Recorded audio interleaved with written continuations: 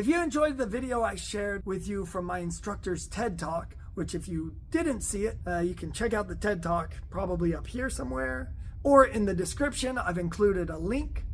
But if you enjoyed it, I want to share another video with you from my instructor, and this one is from a seminar that he gave when he came down to visit us. Let me just say that as I get older, and I'm a ripe 41 years old right now, my appreciation for the self-growth side of martial arts training continues to take a more central role. Now, don't get me wrong, I love the thrill of drills, I love the thrill of sparring, I love the fitness benefits that you get from training, but it's the personal development and discovery that takes it beyond just being another fun sport to me. Now, I grew up doing Jeet Kune Do, but the concepts that my instructor shares in this video can apply to any martial art. Another caveat before you watch the video is that the art on the wall that he refers to are those symbols right there. The top one is the symbol for Jeet Kune Do, and the characters around it say having no way is way, having no limitation as limitation. Okay, so here's the video. To say that Jeet Kune Do is just about fighting is like holding up one frame of film from a movie and saying this is the entire movie. It's so limited. There's so much more to it than just that. Yes, it is an important part of it, but it is only a part of it, you know? And what good is it if you spend your entire life, like I met people because of my years in the art and through Dan, that's all they've done, you know, is they spent 20 years training for that fight, and it never came. And now they just realized, I spent 20 years of my life training for something that never ever occurred. You're like, what have I done? I could have been doing so much more. And so yeah, Bruce, yes, he was a street fighter. Yes, he looked at it from that way on the physical component, but that's what I said. That's why the philosophical component is so important. Yeah, what is it about it that, what makes victory so important to you? What comes after victory? You know, where do you go from there? Those kind of, like I said, one of my favorite quotes from him in one of the books is about the whole idea is to round you up to be a complete person. And then he says, to be a man of freedom is more important than to be a great fighter. Somebody who's free, who can do this stuff. And that's what I said. That's like the yin yang. You know, you can, just like the Forrest got him up there, you got partiality, where you could become so involved in the physical that you become what we call physically bound. Or you can become so enmeshed in the philosophy and the theory that you become intellectually bound. And that's that thing of running to extremes, like that, okay? The idea is to combine them both in harmony, and that within the physical side there exists the mental side, and within the mental side there exists the physical side.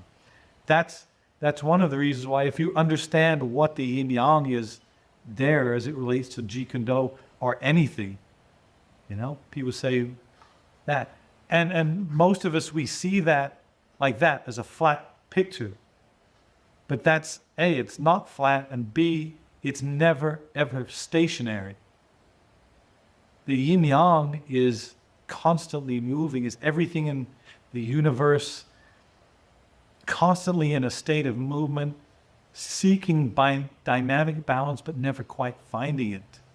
And that, like I said, if you understand that, you know, the soft and the hard, in your physical techniques, guys go, well, it's this. Well, you know what? If I slip a punch and I dissolve the force by using the yin, and then when I slip that punch, I nail you with a shot, that's my yang, right? It's combinations of it. So, again, understanding that. If you understand that, if you understand what using no way as way, having no limitation as limitation means as it relates to what you're doing here. It's very, very important that you understand what the actual philosophical meaning of that is. You know, like I said, it's not about just use whatever you want. No way, I can do whatever I want. It's nothing to do with that.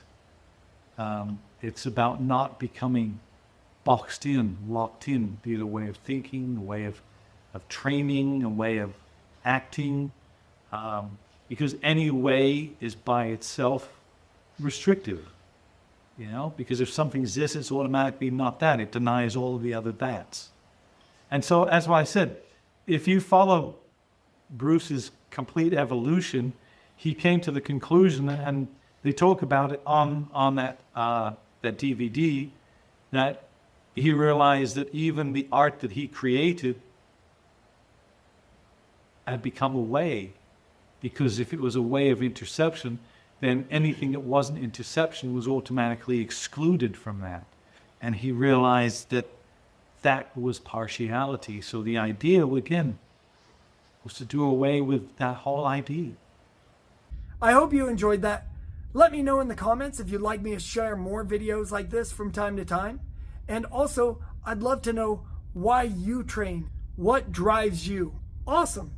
By the way, if you are not actively training and you'd like a way to get started in Jeet Kune Do, then I have created a Jeet Kune Do Kickboxing Starter Kit. This is completely free. It comes with a 30-minute tutorial on Jeet Kune Do Kickboxing, as well as over 20 follow-along bag workouts, each one about 30 minutes, and then a 21-day, which can really be as many days as you want, but for our gym, it's a 21-day Fit Warrior Challenge. This is a structure that helps you design your workout routine, your nutrition plan, and other good, healthy lifestyle habits so you can start to really make progress in your life. So to get access to that, click the link in the description. Also, if I have the ability to, I'll put something somewhere on the video. But check that out. It's absolutely free, and it'll get you started, get you in momentum so you can start learning and training in Bruce Lee's art of Jeet Kune Do. Awesome, guys.